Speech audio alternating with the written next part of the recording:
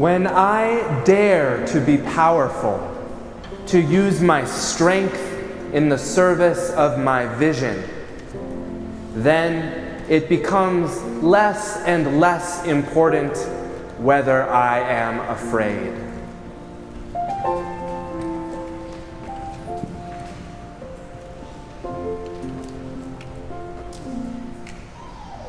Oh, gather up the brokenness and bring it to me now. The fragrance of those promises you never dared to vow. The splinters that you carry, the cross you left behind. Come, healing of the body, come, healing of the mind, and let the heavens hear it, the penitential hymn. Come, healing of the spirit, come, healing of the limb.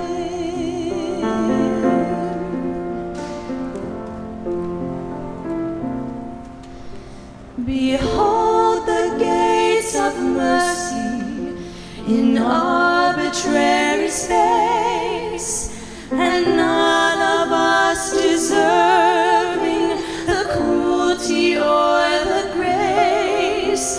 Oh, solitude of longing, where love has been confined. Come, healing of the body, come, healing of the mind. Oh, see the darkness yielding that tore the light apart. Come, healing of the reason, come, healing of the heart.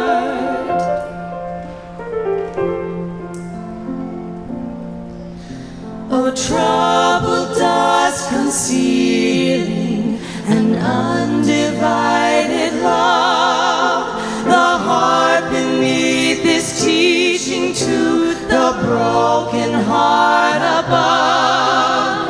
Let the heavens falter and let the earth proclaim.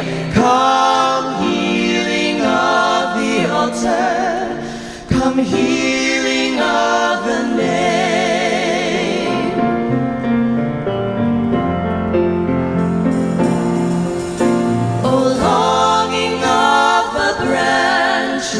To lift the little bud, oh, longing of the arteries to purify the blood, and let the heavens hear it, the penitential hymn.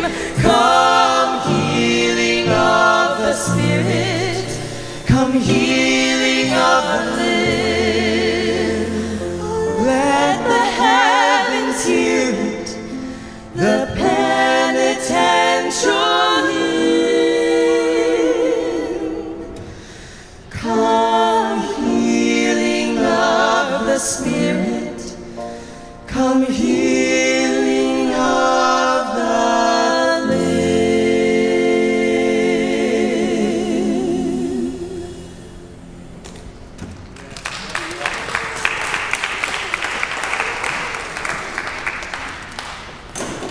Good afternoon, church. It's all right if we're a little out of practice. We'll try it just one more time. Good afternoon, church. Good afternoon. Thank you. Now that we are awake, I feel I can greet you as the community church. Welcome to Community Church today. It is hot. It is August. Today is the Dominican parade, so some folks are having, yes! All right. Some folks may be having some transportation difficulties getting here, but we are here. Amen. Amen. Today, our service is entitled Crash and Burn. Consider this a gentle content warning. I'll invite you to consider your own experiences of loss, of grief, so that we can come together in this space as community and be present with one another. Is that all right? Thank you. You have a question? Okay. Okay. All right. Thank you. We'll pray for your cousin too. Thank you. Our call to worship this morning is a repeat after me prayer. Say with me, all around, everywhere, holiness. All around, everywhere,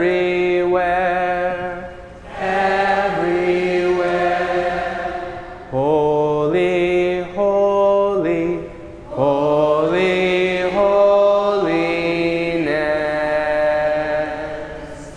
From the highest high, to the deepest deep, to the deepest deep. Holy, holy, holy, holiness. From the depths of me, to the depths of you, to the depths of you. Holy, holy, holy, holiness. All around, everywhere,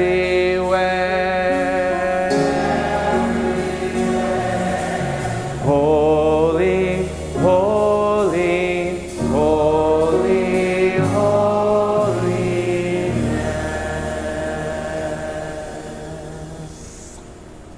Amen.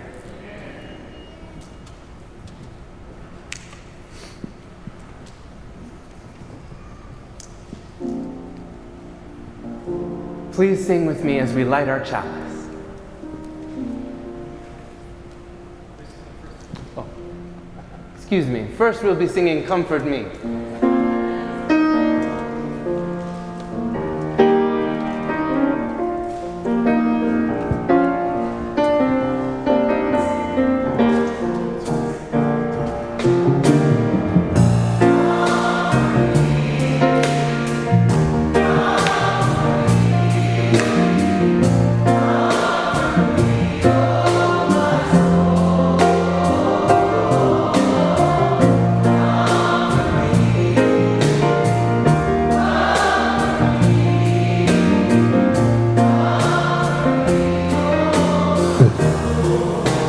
Sing with me. Sing with me. Sing with me. It's my birthday. Sing with me, oh my soul. Sing with me. Sing with me. Sing with me, oh. Speak for me.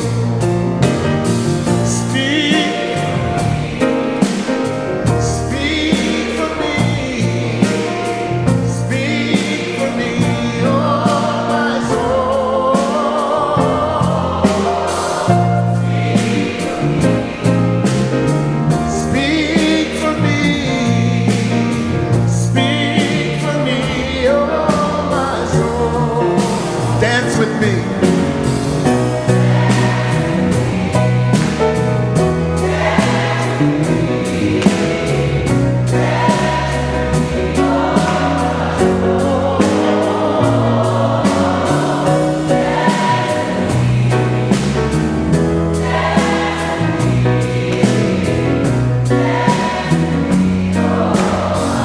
Comfort me.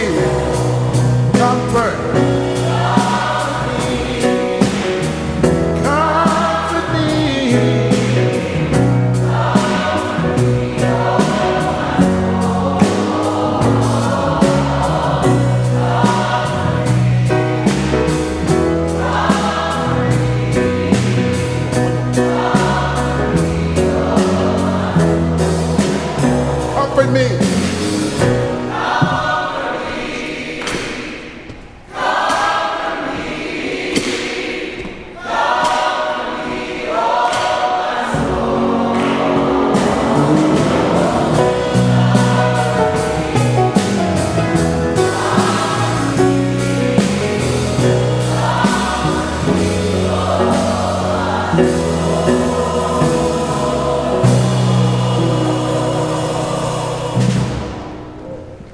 You may be seated. Now you may join me in singing our chalice lighting.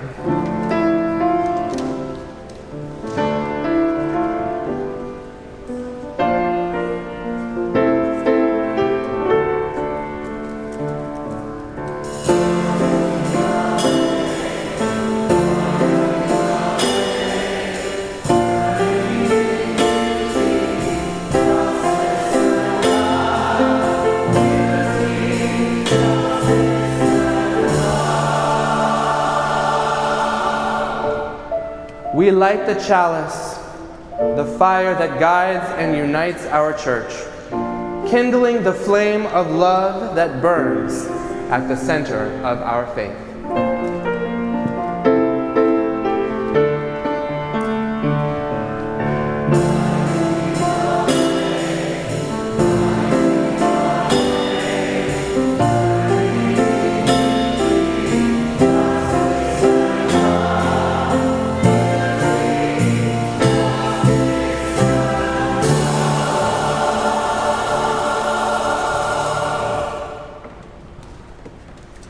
Please join me in reciting our unison affirmation found in your bulletin.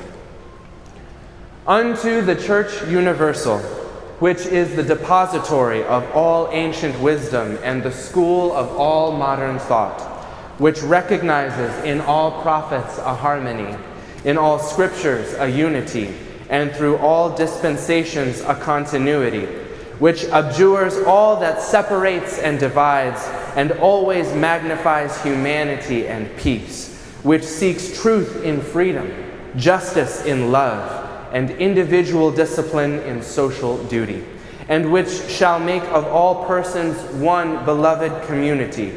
Unto this church and unto all its members, known and unknown throughout the world, we pledge the allegiance of our hands and hearts. Now is the time in service when we greet one another. We greet each other with great intention here as part of our liturgy.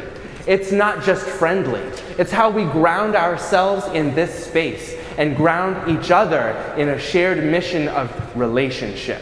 I don't know about you, but I need a hearty good afternoon today, and I think we can spend a little extra time greeting one another in love. Amen? In that spirit, greet one another.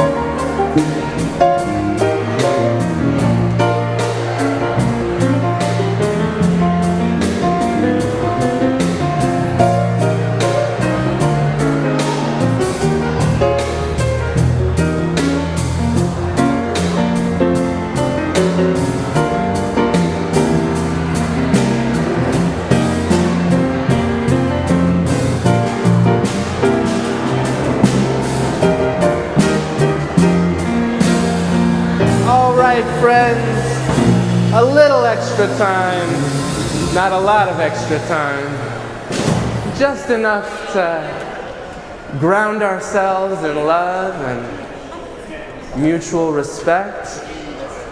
And now gently find your way back to your seats.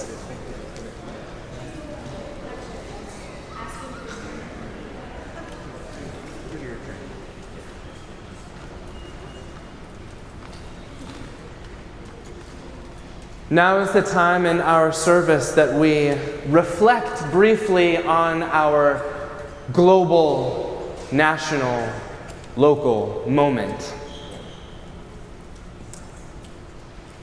Today I want to reflect on a brief conversation I had with a friend of mine, a woman in her mid-60s. She was a grandmother. She was a homeowner. She was sitting on her front porch, carrying an iced tea, if you must know, reflecting on the state of politics in this country. particularly the rise of unsanctioned violence by vigilante groups that have been deputized near our southern border by the U.S. Secret Police Force, ICE. In case you aren't aware, ICE has been hiring young, armed mercenaries from the general population. She told me this. She said, "Isn't it a shame what's been going on in our country? I don't understand what people are going to do. I mean, this affects everyone." Well, I guess not everyone. Not me so much. My life won't really change. But it's just so sad for all of them. Her words sent chills up my arms. At first, it was the callous pity in her voice when she said, "I don't know what they are going to do." But the true terror I experienced came a little later when I considered the meaning of her last sentence. It's so sad for them. I guess my life won't really change, just theirs. I'll be fine, I heard her say, not you. May our time of prayer today be for us a recognition of our radical interdependence, that what affects any of us will certainly affect us all.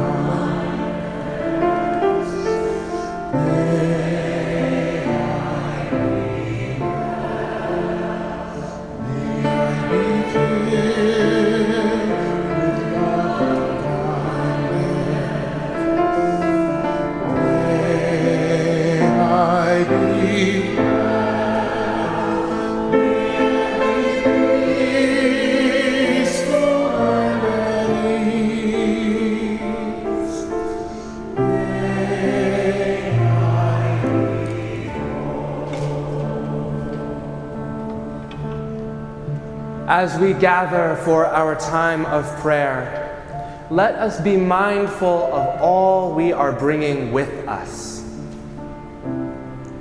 Let us acknowledge our own misgivings, our doubts, our difficulties, our anxieties, our worries, that keep us from living the present moment. We are only human. Let us hold ourselves in love. May you be filled.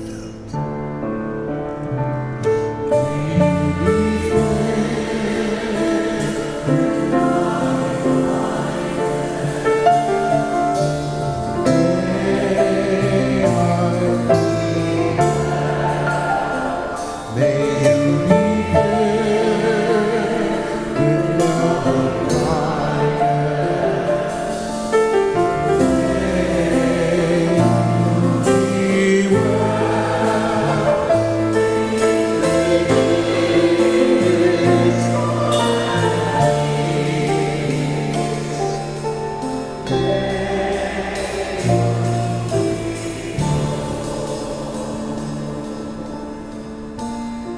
As we gather for our time of prayer, we are mindful of those present as well as those absent. The ancestors who gather with us as witnesses, as well as those whom we love who do not sit beside us. May we be filled.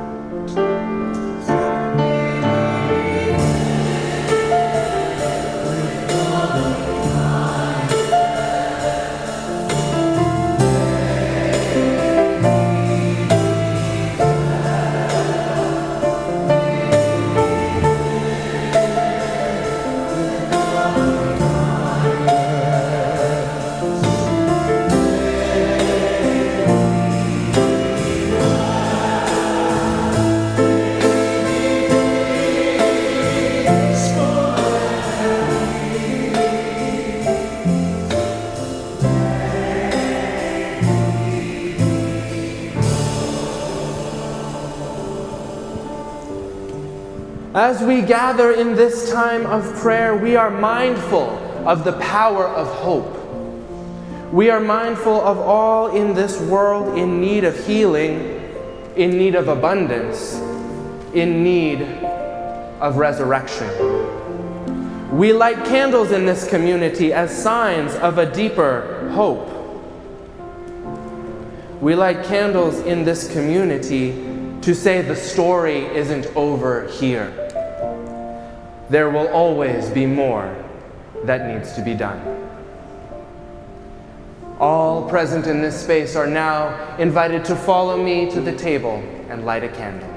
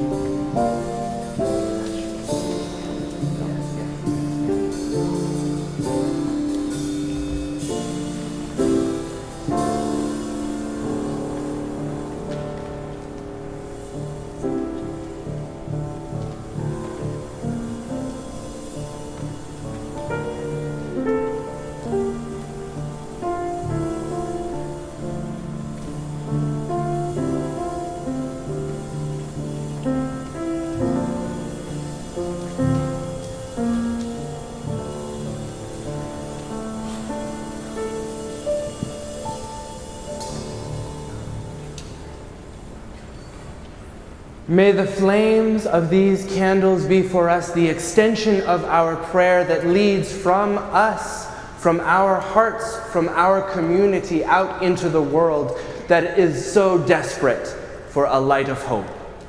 May these candles be signs of our enduring work, that in the world we can be signs of hope for all in need. Amen.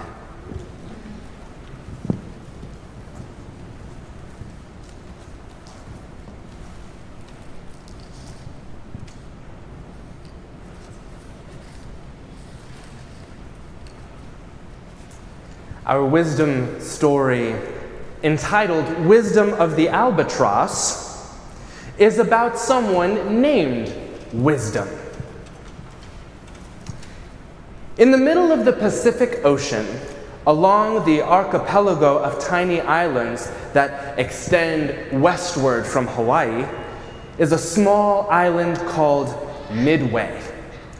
On this small island in the middle of the Pacific Ocean nests the oldest bird in the world, a Laysan albatross named Wisdom. She was tagged by researcher Chandler Robbins in 1956, which makes her almost 70 years old. You wouldn't know it, however, by the graceful way she flies or the elegant way she crashes. Yes, crashes. See, here's the thing about albatross. They crash. Majestically, tragically, unapologetically.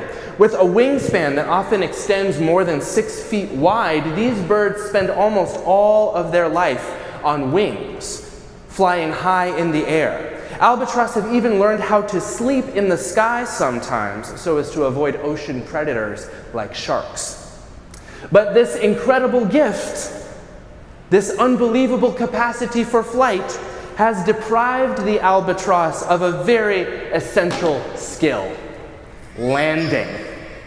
So albatross crash magnificently, courageously. They come in fast, they flip, they roll, or otherwise tumble their way to a screeching and very awkward halt.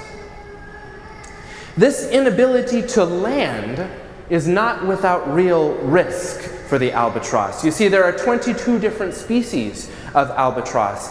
21 of them are listed as at risk. 2 are critically endangered, 7 are endangered, 6 are vulnerable, and the remaining 6 species are near vulnerable.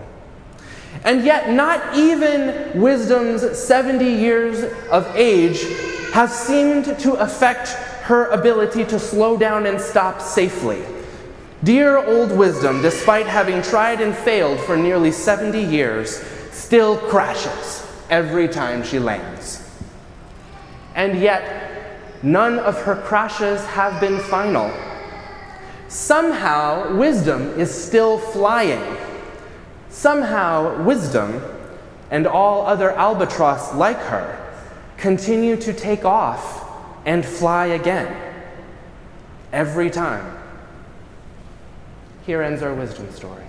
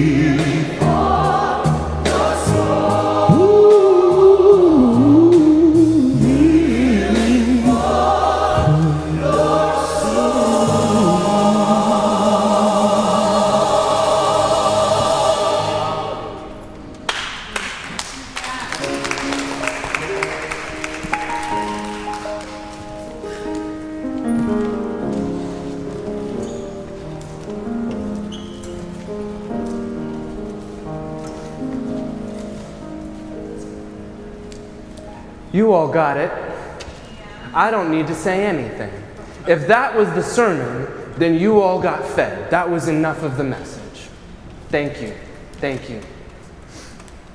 If you remember one thing from my message today, let it be this: be not afraid, because life and death are not fair. What happens to us, what happened to me, what happened to you, what will happen to us, none of it is fair. In fact, it is profoundly unfair. But ultimately, fairness is not the principle on which our world is built.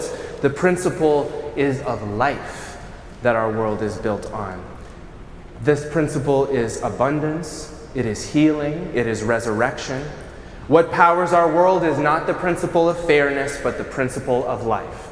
You can say amen to that. I'm preaching to myself included today.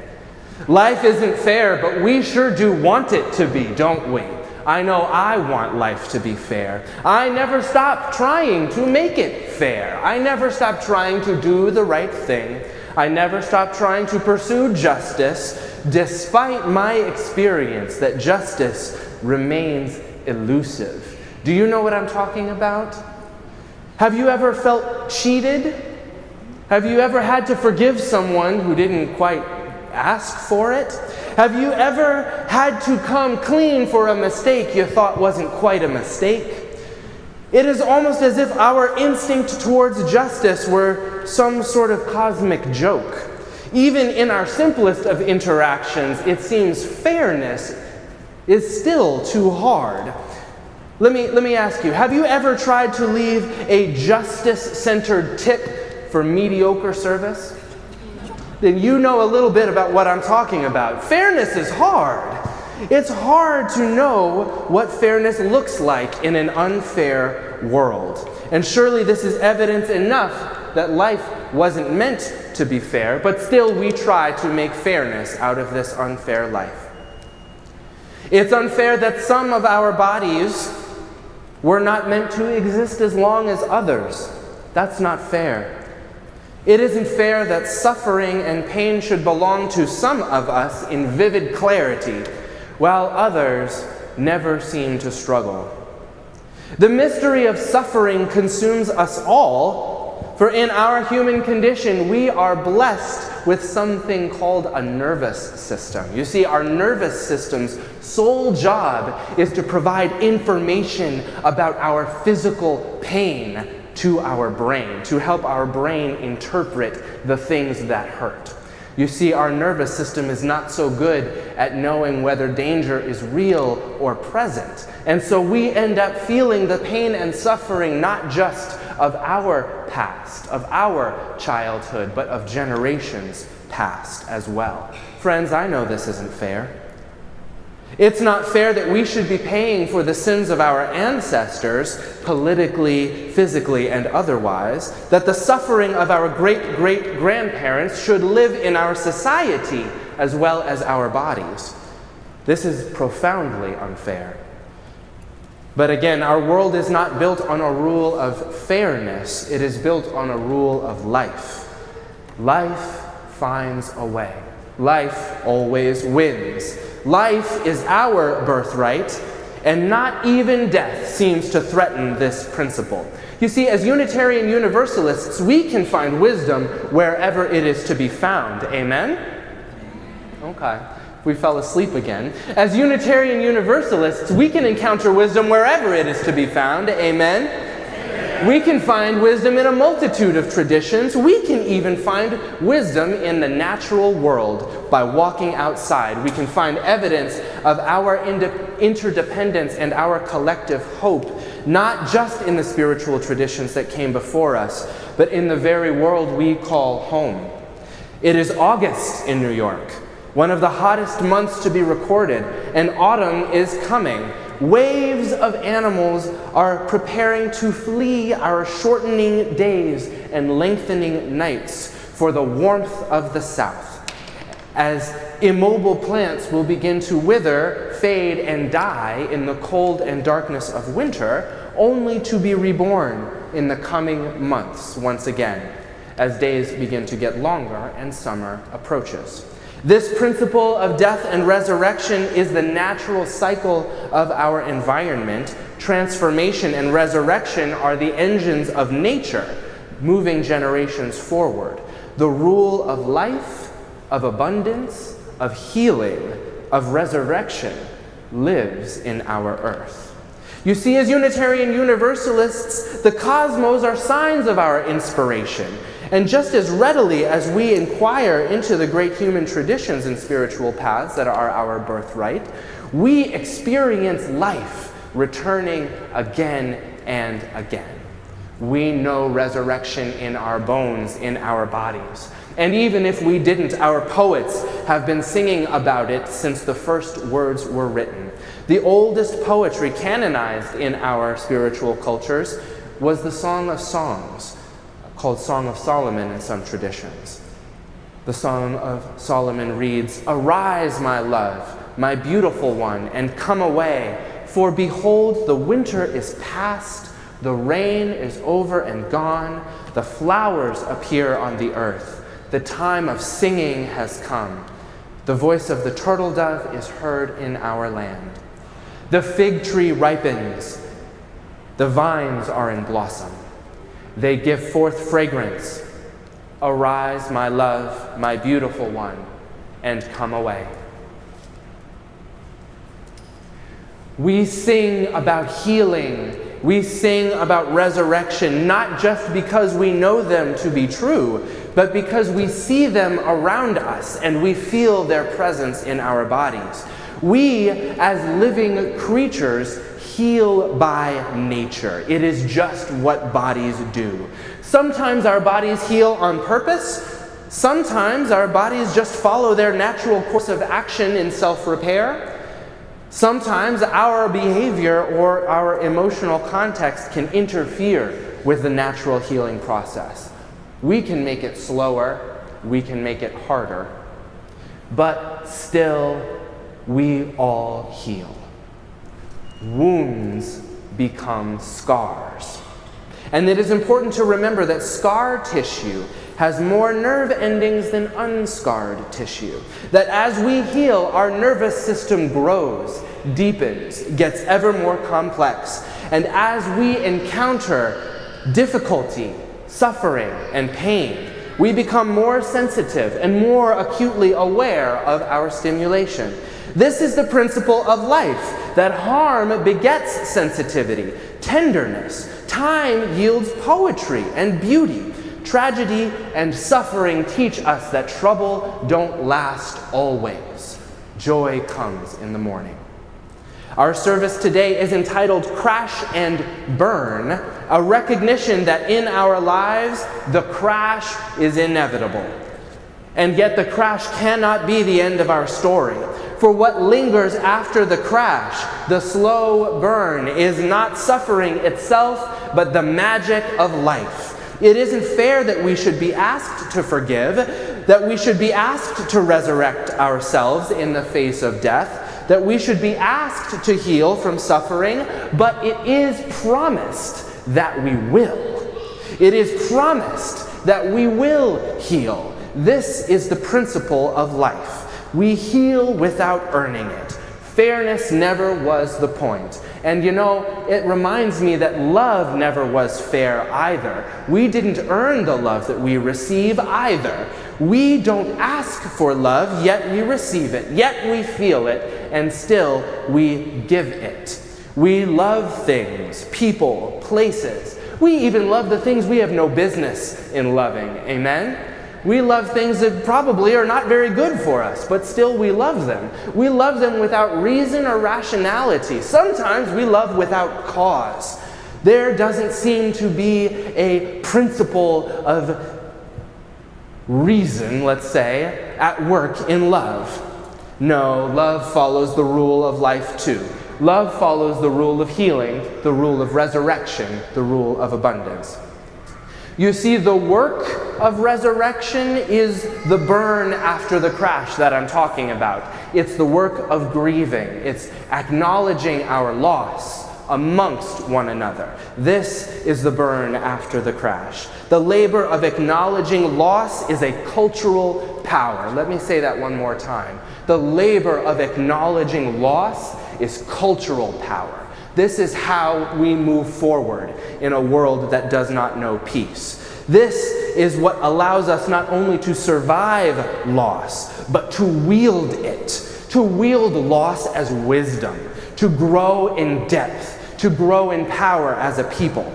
This is how we level up culturally. This is how we move forward in our march toward peace. We heal as a culture by grieving together. The work of resurrection is healing. Our spiritual traditions, our literature, in fact, I would argue just about all literature is filled with evidence of this miraculous love, filled with evidence of this miraculous overcoming, filled with evidence of the sudden imposition of beauty or truth or liberty, even in impossible contexts. Our art is not simply a monument preserving the power of miracles, but is itself a miracle, causing the spontaneous liberation of those who encounter it. We sing so that we might know this freedom. We sing to communicate and transmit the power of life.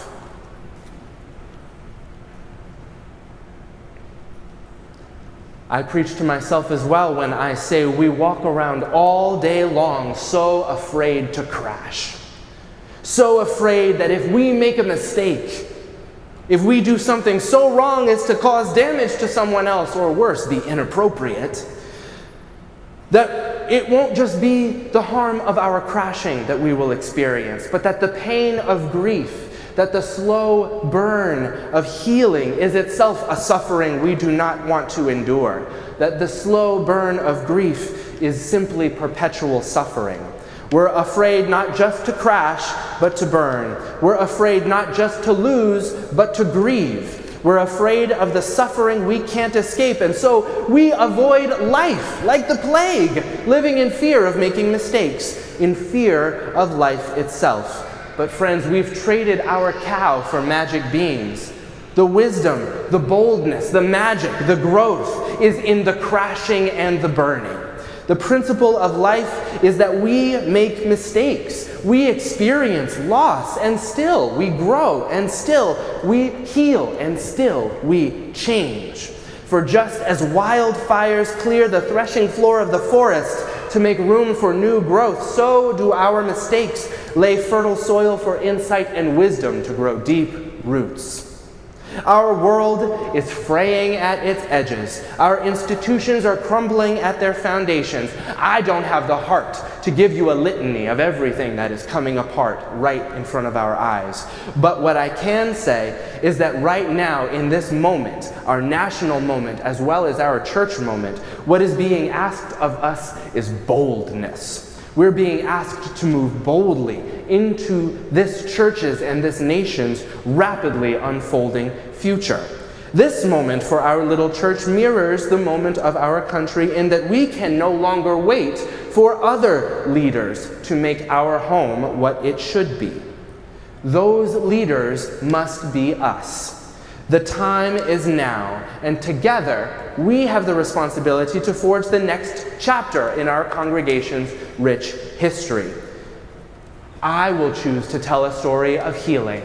I'll choose to tell a story of resurrection. If what is asked of us in this time is boldness, then let it not be simply the boldness of faith, but a courageous creativity that allows us to live free today while protecting the liberty of the future. Because I don't know about you, but I'm not interested in a revolution that does not include dancing today. I'm not interested in working towards a greater freedom available to later generations. I'm interested in working for my freedom today. Friends, let me ask you, what is standing in your way? Do you live boldly? Do my words strike you? Have my utterances fallen on fertile soil? Do you live boldly? Do you feel this principle of life in you? Do you feel the abundance? Do you feel the principle of resurrection reinvigorating you after what feels like a small death? Or, frankly, are you still hoping for things to get fair? I understand if you are. If you're still afraid to crash and burn, that's okay. I honor and validate that fear because I'm afraid too. I am also afraid to crash because I know suffering is no joke. Grief is not a simple process, and so I am also afraid to burn because I know none of us deserve to suffer. We cannot change the fact that forces of fascism and destruction and death, the same old enemies of militarism, racism, and capitalism, continue to threaten our personhood. We cannot change the fact that they continue to threaten our legacies, religious and otherwise. But by now, I think all of us have woken up to the fact that this nation will soon crash, and the burn will soon follow. But this cannot be the end of the story, because joy comes in the morning. There is a balm in this world to make the wounded whole, and it is the principle of life upon which this world is built. In the Gospel of Matthew, Jesus asks us to look at the sparrows of the air. They do not sow or reap or stow away in barns, and yet God feeds them. Are you not much more valuable than sparrows? Can any one of you, by worrying, add a single hour to your life? Therefore, do not worry about tomorrow, for tomorrow will worry about itself. Each day has enough trouble of its own. I read that and I think, am I more valuable than a sparrow? I'm not sure that I am, because I live in an interdependent world where all of us are part of a single fabric of value and dignity. Is it fair, though, that the sparrows get fed? I think fairness isn't the point. Love is the point. It's the point of, love is the reason that flowers and sparrows and music even exist. This is the principle of life. If you go from here and remember one thing, friends, let it be this: be not afraid, for life and death are not fair. What happens to us, what has happened to me, and what has happened to you, and what will happen to all of us in different ways, is not fair. It is profoundly unfair. But do not be afraid to make mistakes. Don't be afraid to crash. Don't be afraid to live boldly, because ultimately fairness is not the principle on which our world is built. The principle our world is built on is life. Life is the principle of abundance, of healing, and of resurrection. What powers our world is not the principle of fairness, but the principle of life. And you can see it when you walk out this door. Amen.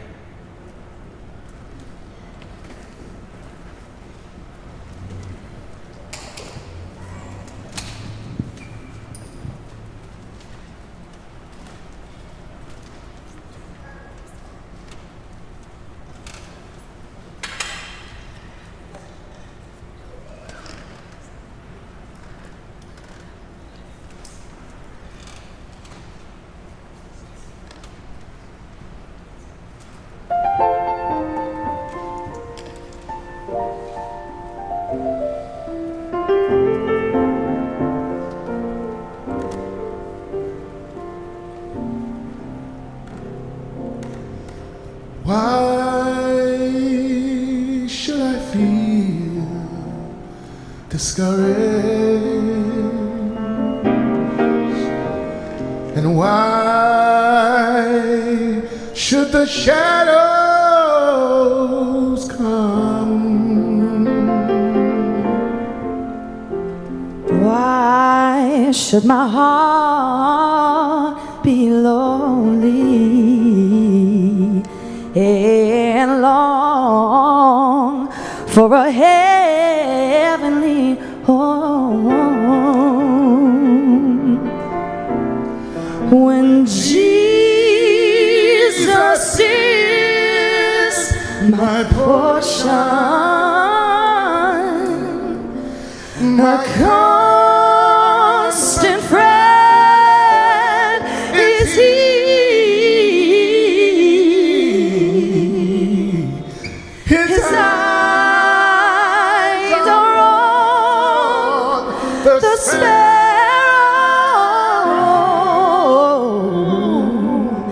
and I know He watches me. I I sing because I'm happy. I sing because I'm free.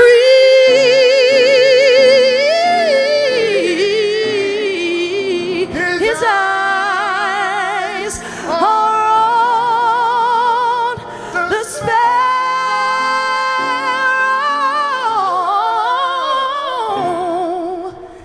and I know He watches. He watches, and I know I know He watches. He watches, And I know He watches me.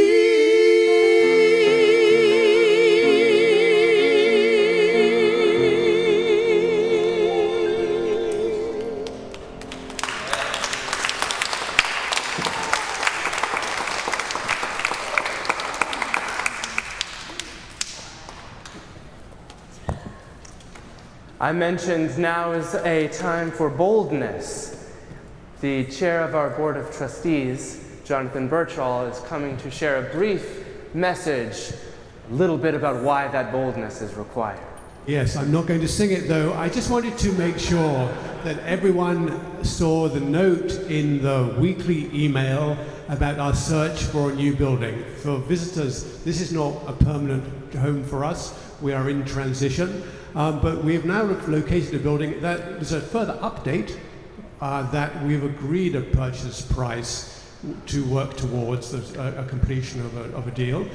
So I urge everyone to go, if they can, to visit the site, which is on 25th Street between 7th and 8th Avenue. It's currently the Stickley Furniture Store, and you can walk in and look at this furniture, which is all on sale, still tremendously expensive, and get a feeling for the place, because we eventually, if this all goes well, will then be voting in early September to approve a deal.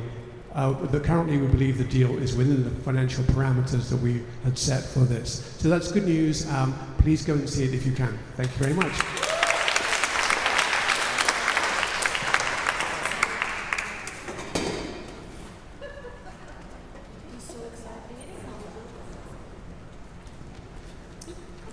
As we go from here, let us remember it is not our responsibility to hold all of the hope. Hope lives in this world. Hope lives beneath this world. Hope is visible in the principle of life that animates all around us. So in this spirit, let us now extinguish our chalice.